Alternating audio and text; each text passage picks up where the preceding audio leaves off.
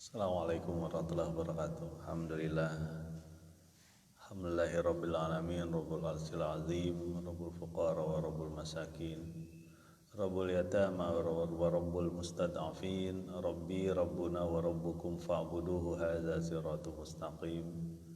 Asyhadu an la ilaha illallah wa asyhadu anna Muhammadan abduhu wa rasuluhu la nabiyya ba'dah.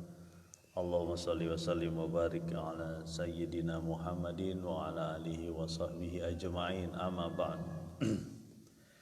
Ayyuhan nas ittaqullaha haqqa tuqatihi wa la tamutunna illa wa antum muslimun. Alhamdulillah, jamaah kampung Taqwa Asdan rahimakumullah, dan siapapun teman-teman yang mendengar, melihat siaran ini, alhamdulillah kita bisa lanjutkan lagi masih di surat Asy-Syu'ara ya. Kemarin kita sudah mendengar bagaimana kesudahan orang-orang yang berbuat zalim, yaitu Firaun ya, dan kawan-kawannya. Kita tahu kesudahannya adalah kesudahan yang tragis, mengenaskan ya. Dimakan lautan ya, ditinggalkan seluruh harta, istana, mata air mereka untuk ditelan oleh air ya. Dan itu menjadi pelajaran bagi umat Muhammad sallallahu alaihi wasallam bahwa kezaliman tidak akan dibiarkan ya. Sama seperti umat Nabi Muhammad sallallahu alaihi wasallam ketika itu di Mekah ya, yang diperlakukan dengan sangat buruk ya. Dan akhirnya adalah kemenangan bagi orang mukmin dan kesudahan yang sangat memalukan bagi orang-orang yang zalim dan inkar. Mari kita lanjutkan lagi kisah selanjutnya, ini masih di surat Asy-Syu'ara di ayat yang ke-69. Surat Asy-Syu'ara ayat ke-69. Bismillahirrahmanirrahim. Watslu alaihim naba Ibrahim. Bacakanlah kepada mereka ya Muhammad tentang kisah Ibrahim. Nah, beda lagi. Ini kisah tentang bapak para nabi ya, yaitu Ibrahim. Dan salah satu hikmahnya adalah karena Ibrahim ini di mata orang Quraisy ini diakui sebagai bapak, karena ada Ismail di situ. Ya, mereka mengaku sebagai pewaris Ibrahim. Ya, ada Mekah di situ. Itulah yang diakui mereka. Mereka ngaku-ngaku sebagai pewaris Ibrahim ya. Apalagi mereka menjadi penjaga orang yang haji ya, yang terus-menerus ada ya, sejak awal. Nabi Ibrahim membangun Baitullah ya di sana. Nah, ini berkaitan dengan rusaknya akidah dari kaum musyrik waktu itu ya. Ibrahim mengajarkan tauhid sampai sini menjadi kemusyrikan ya, menyembah banyak patung ya. Ya, mereka ngaku-ngaku sebagai pewaris Ibrahim ya. Makanya di sini disebutkan watslu, bacakanlah, biar mereka tahu siapa yang sebenarnya disebut dengan pewaris Ibrahim ya, alaihissalam. Nah, Ibrahim ini kita tahu banyak tersebar kisahnya ya, mulai dari surat Al-Baqarah udah ada ya. Ya, mulai dari kisahnya dia mencari Tuhan ya, dia ngelihat ada bintang, ada bulan, ada matahari, hadza akbar, ini lebih besar, tapi dia tetap tenggelam. Jadi dia tidak mau menyembah yang tenggelam. Kemudian bagaimana dia berdialog dengan raja kafir, raja ingkar, ya. Ketika dia menyeru kepada mereka, kemudian ketika ditantang bahwa matahari itu bergerak, ya, ataupun matahari terbit di timur dan terbenam di barat, diminta raja kafir itu untuk mengubah arahnya, mereka tidak bisa, ya.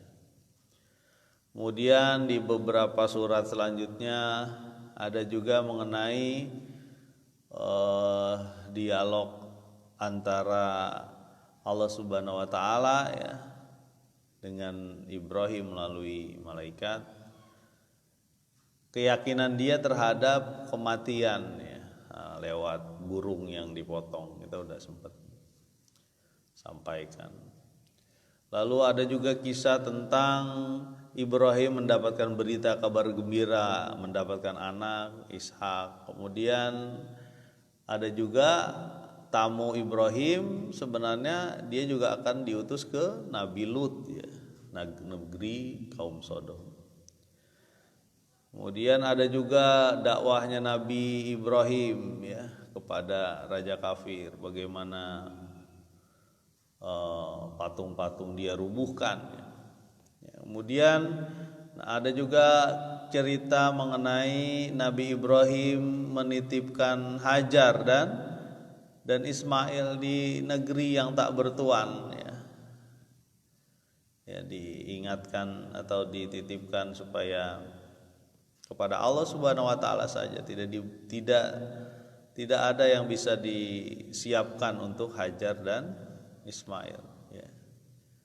Jadi ada beberapa kisah-kisah tentang Ibrahim. Dan setiap surat ada tujuannya sendiri, ya. Jamaah kampung takwa astan rahimakumullah, mari kita lanjutkan di ayat yang ke 70, ya.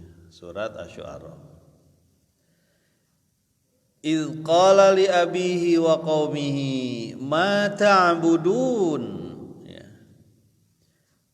Ketika dia Ibrahim berkata kepada bapaknya, ya, dan kepada kaumnya, ma ta'budun, apa yang kau sembah? Apa yang kalian sembah?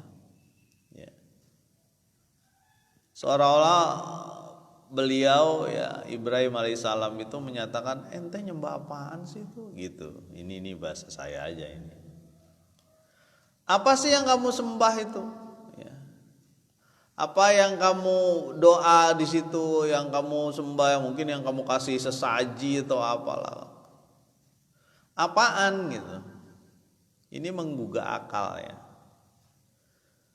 Karena pada saat itu akalnya memang, ya, begitulah, kembali kepada jahiliyah.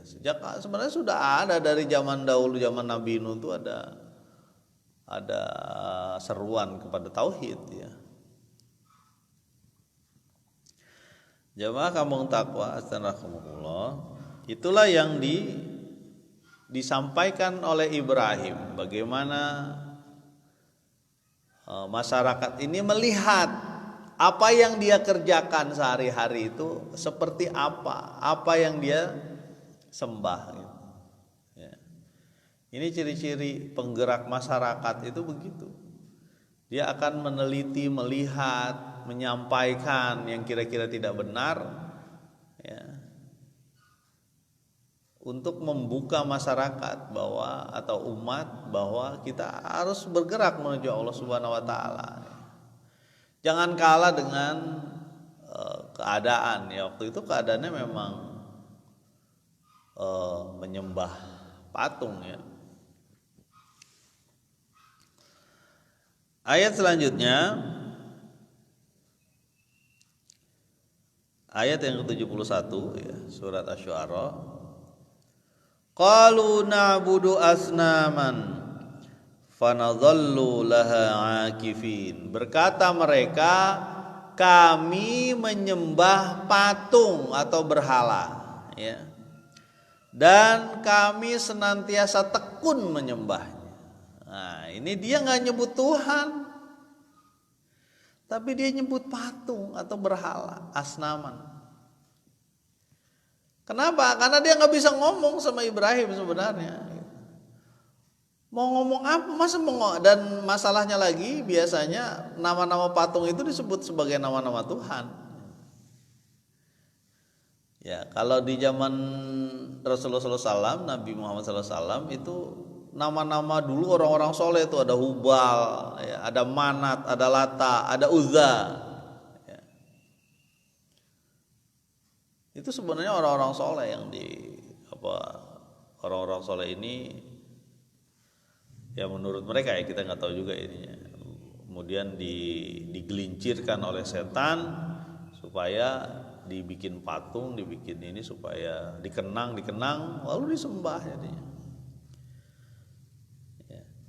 Jadi apa jawaban dari orang musyrik ini? Ya. Jawabannya nggak bisa ngomong sebenarnya mereka itu.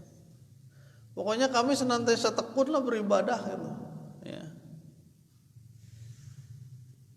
Dan kami menyembah asnaman, berhala-berhala gitu. Jadi ketika dia ditanya apa yang kau sembah gitu, dia nggak nyebut kami menyembah Tuhan kami, enggak gitu. Tapi dia menyebutkan kami menyembah berhala. Ya, jadi mereka bingung sebenarnya ya.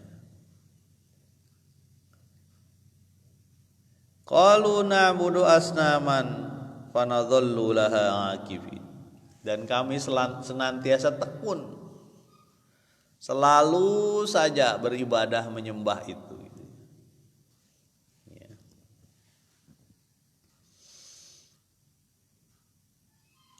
Nah kemudian dengan lemah lembut Nabi Ibrahim menggugah pikiran orang-orang yang menyembah patung ini, orang-orang yang menyembah berhala ini, yang mengaku-ngaku bahwa itu adalah Tuhannya. Ya. Nah ini sembari ingatan tentang Ibrahim kembali kepada kaum musyrikin di Mekah ya. Ini kan salah satunya untuk menguatkan Nabi Sallallahu Alaihi Wasallam bahwa Ibrahim juga begitu menemui orang-orang yang menyembah patung ya. Kemudian Nabi Ibrahim mengatakan begini di ayat yang ke-72, qala hal yasma'unakum idz tad'un. Ini membuka apa? Membuka pikiran. Jemaah kampung taqwa asdan rahimakumullah. Ya, apa yang ditanyakan sama Nabi Ibrahim? Qala hal yasma'unakum. Berkata Ibrahim, apakah mereka mendengar ketika kamu berdoa kepadanya? Ini disampaikan bukaan akal sama Nabi Ibrahim dengan santun. Ya. Dia tidak ngejelek-jelekin Tuhan itu. Ya. Tapi dia membuka apa? Membuka kepalanya. Makanya ini penting bagi kita untuk mendapatkan ilmu tuh begitu. Jadi membuka arah pikiran kita yang tadinya mungkin beku ya. Kan beku itu gimana di patung disembahan gitu. Sekarang pertanyaannya masih ada gak Pak sampai sekarang? Ada, masih ada orang-orang yang menyembah patung. Tapi kita nggak perlu menghina, kita buka pikirannya. Jadi pertanyaan Nabi Ibrahim adalah, ketika kamu doa, minta ya, meminta apa aja lah, minta jodoh, minta rezeki, minta apa, minta supaya lancar usaha dan sebagainya. Ya. Apakah mereka mendengar? Ya. Boga celita eta. Gitu kira-kira. Punya telinga kan? Punya, tapi denger gak gitu. Ya, ini bahasa santun dari seorang nabi yang menyeru kepada Allah Supaya apa? Supaya kaumnya terbuka. Ya, barang minimal kalau orang mau menyembah sesuatu itu bisa denger, bisa tahu lah gitu apa yang dia minta, minimal itu. Ini pun dia nggak punya. Dia tidak punya kekuatan untuk mendengarkan orang yang berdoa kepadanya. Betapa lemahnya pikiran manusia pada saat itu. Jamaah kampung takwa dan rahimakumullah, dan teman-teman yang mendengarkan siaran ini, melihat juga ada ya siaran ini. Jadi berhala-berhala ini tak mendengar, dan itu diingatkan oleh Nabi Ibrahim, ente nyembah sesuatu yang tuli, budek gitu. Tidak dengar. Paling enggak dia bisa dengar lah untuk bisa dianggap sebagai Tuhan itu ya. Ini enggak juga gitu. Ya. Ini membuka pikiran. Makanya memang membuka pikiran itu yang paling berat gitu. Ya. Karena banyak pikiran yang sudah berkarat di otak kita ya. Ya. Makanya Nabi juga begitu, membuka pikiran tuh paling berat. Ya. Contohnya apa? Ketika Nabi Muhammad SAW meninggal, salah satu anak yang namanya Ibrahim juga ya, ada anak Nabi namanya Ibrahim, meninggal. Kemudian gerhana waktu itu, teman-teman Nabi itu bilang ini gerhana terjadi gara-gara anaknya Nabi meninggal. Kata Nabi, bukan, gerhana terjadi dengan kehendak Allah. Ya. Jangan dihubung-hubungkan gitu. Ini kan biasanya begitu kita ngubung-hubungin, ada apa ya? Kok jadi begini, kok jadi begitu? Bukan. Ya. Ini membuka pikiran, dan membuka pikiran itu butuh waktu. Ya. Ada waktu yang harus disampaikan. Makanya sama dai, ya, orang yang menyeru kepada Allah, mengajak kepada kebaikan, kesolehan, dari dulu sampai sekarang itu biasanya awalnya membuka pikiran. Pikirannya diingat lagi, dibuka lagi, disampaikan lagi, diyakinkan lagi bahwa ini jalan menuju Allah Subhanahu wa taala. Tetap ada pengorbanan. Tapi inilah jalan satu-satunya yang cepat atau yang paling ringkes menuju Allah, menuju kebaikan, menuju kebahagiaan. Hayya 'alal falah. Dan itu memang berat gitu. Sampai ini contohnya Nabi Ibrahim aja nanya nih. Didengar gak sih gitu. Ya. Oh, bahasa Sunda ngadenge itu gitu. Oh, kasar ya Sunda.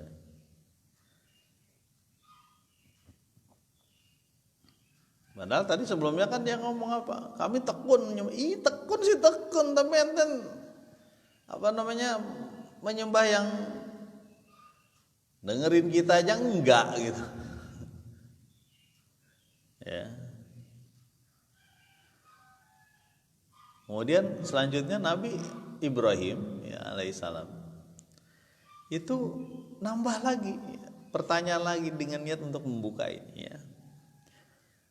Au yanfa'unakum au yadurrun, atau mereka memberi manfaat kepadamu atau memberikan mudarat, memberikan kesulitan, bisa enggak gitu. Jadi yang teman-teman sembah itu bisa enggak beri manfaat atau memberi mudarat, memberi kesulitan padamu, bisa enggak gitu. Dirinya sendiri dia nggak ngerti, apalagi ada manfaatnya, ada gak? Ini lebih jauh lagi ya, levelnya lebih jauh lagi. Pertama cuma mendengar ya, kemudian bisa gak ngasih manfaat, bisa gak ngasih sesuatu yang bahkan mencelakakan kamu lah gitu, bisa gak gitu. Ngangkat dirinya aja gak bisa itu orang, itu makhluk. Patung-patung itu ngangkat dirinya aja nggak bisa. Jadi ini dibuka lagi sama Nabi Ibrahim itu. Mengangkat diri saja, ngurusin diri aja nggak bisa. Kalau perlu dia diminyaki, dikasih minyak wangi sama orang gitu. Betapa lemahnya akal waktu itu. Dan itu berusaha dibuka oleh Nabi Ibrahim.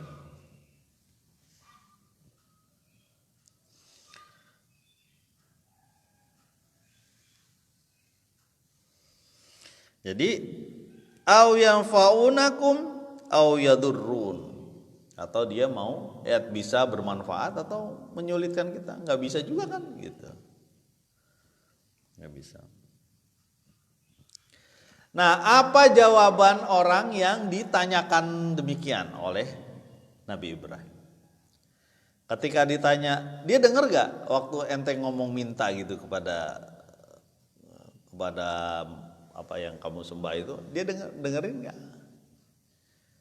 Nomor satu. Nomor dua, dia ngasih manfaat gak? Ada gak untungnya gitu? Ya. Diajak kita yang ngurusin. Betapa lemahnya Tuhan itu diurusin sama makhluknya. Nggak masuk akal.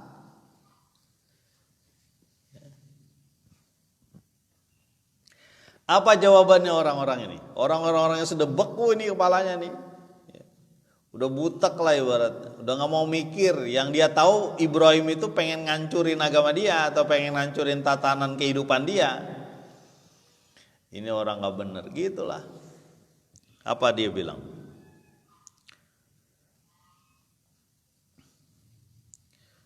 Qalu bal wajadna abaana kadzalika yaf'alun. Mereka berkata, bahkan kami mendapati bapak-bapak kami, ya, kadzalika yaf'alun, menyembah itulah yang kami lakukan. Ini jawaban yang menjijikan sebenarnya, atau jawaban yang memalukan. Dia nggak berani ngomong membantah Ibrahim, itu nggak bisa dengar, bener nggak bisa dengar, nggak bisa memberi manfaat, bener nggak bisa memberi manfaat, nggak bisa memberi kesulitan kepada kita, bener nggak bisa memberi kesulitan kepada kita, aja dibelibat begini, ya. Tapi kami mendapati bapak-bapak kami melakukan ini, ya udah kami lakukan. Ini pikiran butak, ya. Pikiran orang yang beku. Waktu diajak menuju kebenaran, menuju kebaikan, dari dulu saya begini-gini aja, aman-aman aja, gitu. Ya. Dari dulu bapak-bapak kami, kampung ini dari dulu begini-begini aja, aman-aman aja gitu. Ya, ngapain kami ngikutin orang-orang yang mau bergerak menuju kebaikan? Ya. Dari dulu bapak-bapak kita begini. Ya. Lebih heboh lagi kalau ditanya mengenai kemaksiatan ya, yang dia lakukan atau kampung lakukan. Ya. Habis kalau nggak ada acara kayak gini kan kita nanti gimana, dimusuhin orang dong gitu. Atau bahasa lainnya dijauhin orang dong, tidak diakui sebagai warga kampung gitu. Gitu kan, itu jawaban yang nggak mau tahu lah, sabodo teuing. Sama seperti jawabannya kaum Ibrahim nih ketika ditanya mengenai Tuhan mereka, dia bilang, ente mah Ibrahim, bro, urusan ente lah. Yang penting bapak saya melakukan ini, saya melakukan ini gitu. Dia ngerti bapaknya itu ngerti atau tidak gitu. Ya. Nah ini perilaku otak beku. Ya. Kalau bahasa lain itu jumut, beku. Taklid buta itu ngikutin apa adanya, apa yang diwariskan dari orang tua, dari bapak, tanpa tahu apa maksudnya. Ya. Kadang-kadang kita juga berlaku kurang bagus nih sama anak-anak. Jangan ke situ, nanti ada juri. Apa aja disebutin, apa tuh juri? Ya. Sampai badut aja bisa ditakuti anak-anak gara-gara apa? Kamu nangis, nanti ada badut loh, ada badut. Gitu, badut. Padahal badut itu adalah orang yang menghibur. Iya gak? Itu sampai nakut-nakutin anak aja pakai badut gitu. Betapa kita memperlemah otak anak. Makanya kemarin waktu si Amam kalau nggak salah, kan sempat takut ya, karena beberapa teman-temannya takut ada badut takut. Nah badut itu datang ke rumah kan, sini bang. Terus saya bilang, bang mohon maaf, bisa buka dulu gak topengnya? Kenapa pak? Iya pengen lihat biar anak saya tahu. Pas dibuka, oh iya berarti badut itu orang gitu. Mestinya begitu. Jangan nakut-nakutin anak, badut gitu.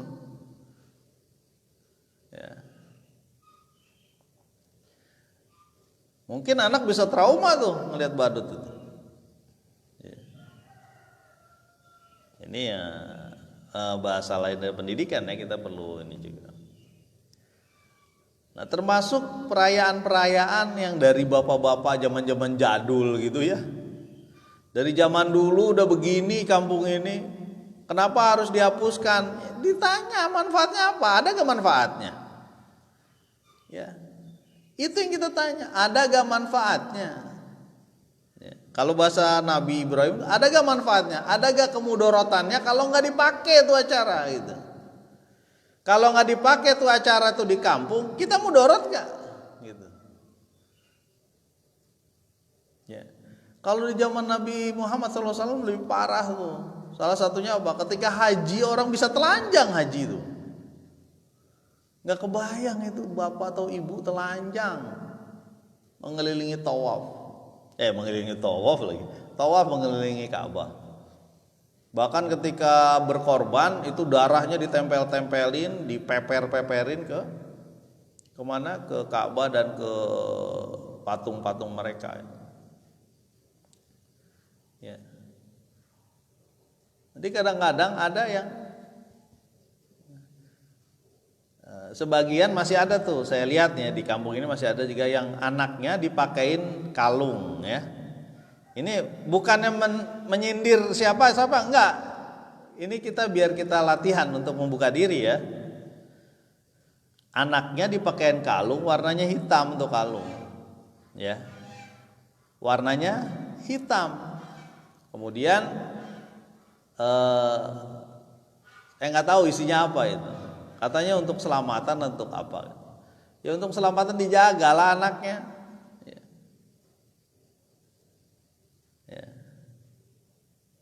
Ada lagi kemarin ini saya merhatiin ya, ini saya merhatikan. Saya memperhatikan ini. Mudah-mudahan mungkin bisa saja perkataan saya salah ya. Saya melihat ada beberapa orang menaruh tulisan intinya adalah doa pencegah corona. Nah, ini. Ya. Bagus sih ada tulisannya, saya nggak tahu itu apa hadis Nabi atau siapa tulisannya. Ditaruh di depan pintu. Ya, saya nggak tahu dibeli di mana itu doa itu. Doalah mintalah sama Allah. Emang dengan cara itu virus corona nggak mau datang itu ke situ. Ya. Minta saja sama Allah dan usahakan perilaku bersih lagi. Makanya kadang-kadang anak-anak TPA datang ke rumah diingetin pakai masker ya, anak Quran. Kita kan cuma berusaha. Gitu. Nah itu juga kadang-kadang tuh perlu kita buka lah ya. Nah kembali lagi ke bawah ini. Jadi bal wajadna aba'ana kadzalika yaf'alun. Bahkan karena kami melihat bapak-bapak kami. Begitulah kami melakukan. Ini banyak nih. Coba deh kita tanyain. Ada beberapa ritual-ritual yang kita juga nggak tahu tuh dari mana. Ya. Ini perlu kita data lah. Apa kira-kira yang biasanya begini ya. Jangan nanya masalah biasanya begini, coba dicek lagi. Betul gak ini yang disampaikan oleh Nabi sallallahu alaihi wasallam? Apa ini berupa adat? Kalau berupa adat beda lagi ya. Berupa adat mah adat berarti jangan campur adukan dengan agama, dengan syariah. Ya. Mudah-mudahanlah kita menjadi orang-orang yang terbuka ya.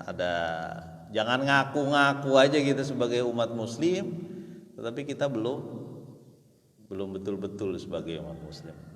Mudah-mudahan bermanfaat. Subhanakallahumma wa bihamdika asyhadu alla ilaha illa anta astaghfiruka wa atubu ilaik. Assalamualaikum warahmatullahi wabarakatuh.